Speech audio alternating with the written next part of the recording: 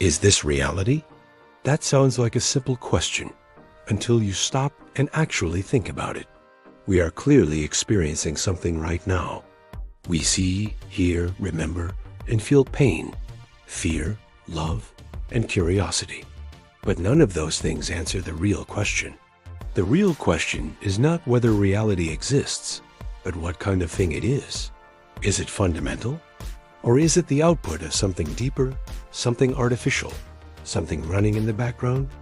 This channel exists for one reason only: to question the stories most people accept without ever slowing down long enough to examine them. And if that kind of questioning matters to you, subscribing actually helps more than you might think, because this channel grows only when curiosity does. The idea that reality itself could be artificial is often dismissed as science fiction, but that dismissal is lazy. Modern simulation theory did not come from Hollywood. It came from philosophy, mathematics, and computer science. In 2003, Oxford philosopher Nick Bostrom published a paper that fundamentally changed the conversation. He didn't claim we are living in a simulation. What he did was far more unsettling. He argued that if it is possible for an advanced civilization to run realistic simulations containing conscious beings, then probability alone suggests we are very unlikely to be in the original reality. This is known as the simulation trilemma, and it gives us only three options. Either intelligent civilizations almost always destroy themselves before reaching that level of technology, or they reach it and choose not to create simulations. Or, and this is the option most people don't like, simulations exist in vast numbers, making it statistically overwhelming that we are inside one. What makes this argument uncomfortable is that it doesn't rely on speculation about aliens or gods. It relies on trends we can already see. We simulate everything: weather systems, economies, populations, biology, human behavior, and most importantly, we simulate entire worlds for entertainment. Every generation of technology increases realism, responsiveness, and immersion. Once a civilization can simulate its own past accurately, the most obvious simulation to run is one of its own origins. Not one simulation, many. And those simulated civilizations, if they survive long enough, might create simulations of their own. Reality stacked inside reality, like Russian nesting dolls, each layer believing it is the base.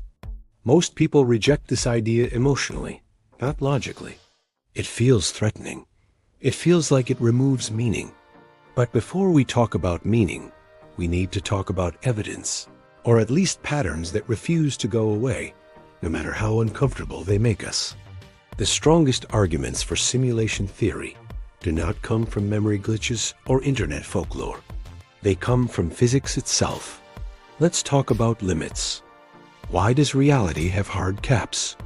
Why is the speed of light the maximum speed for anything with mass? This isn't a technological limitation.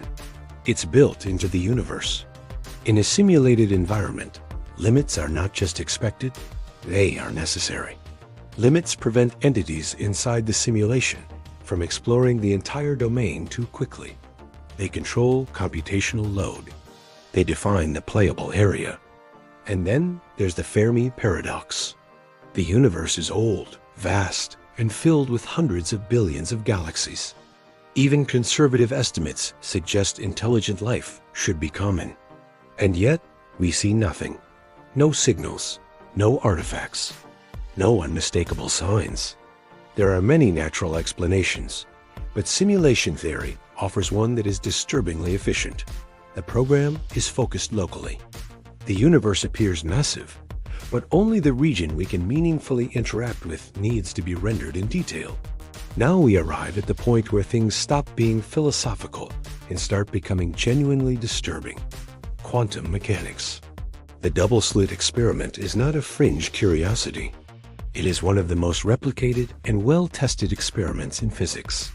And it tells us something deeply wrong about how reality behaves.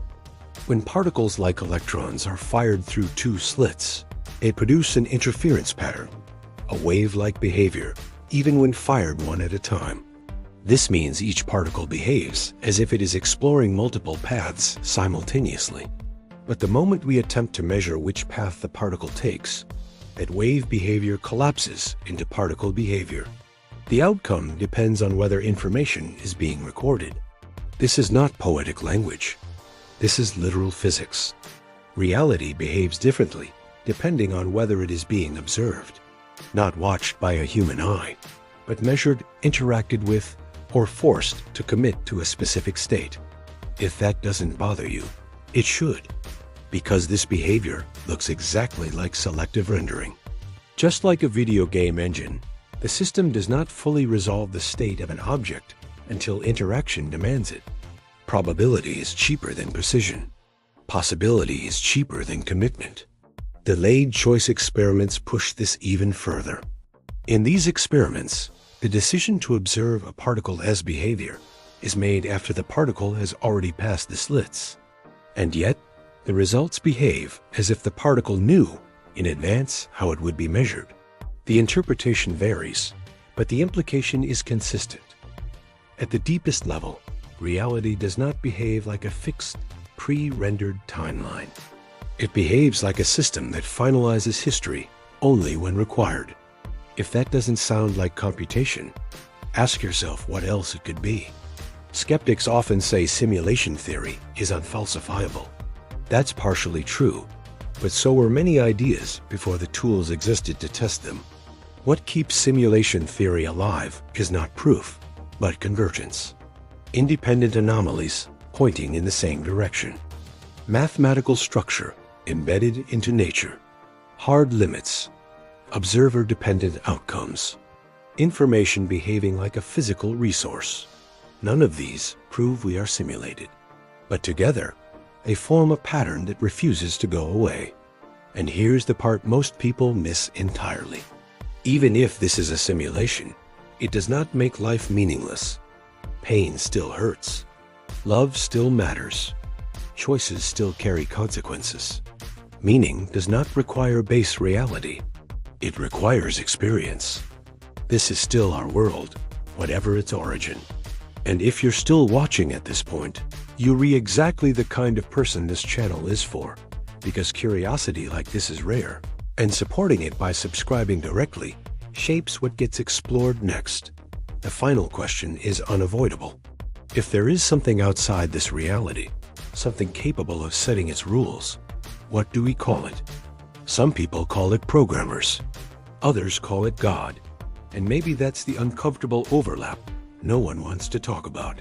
Whether you believe in a divine creator or a simulation architect, you're still grappling with the same mystery.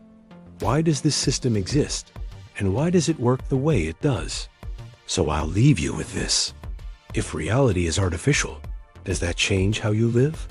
Does it make kindness less important or more? Write your thoughts in the comments, because the best conversations don't happen in videos, they happen under them. And if you want more long-form investigations that sit right at the edge of science, philosophy, and the uncomfortable unknown, subscribe and stay curious. Find the truth.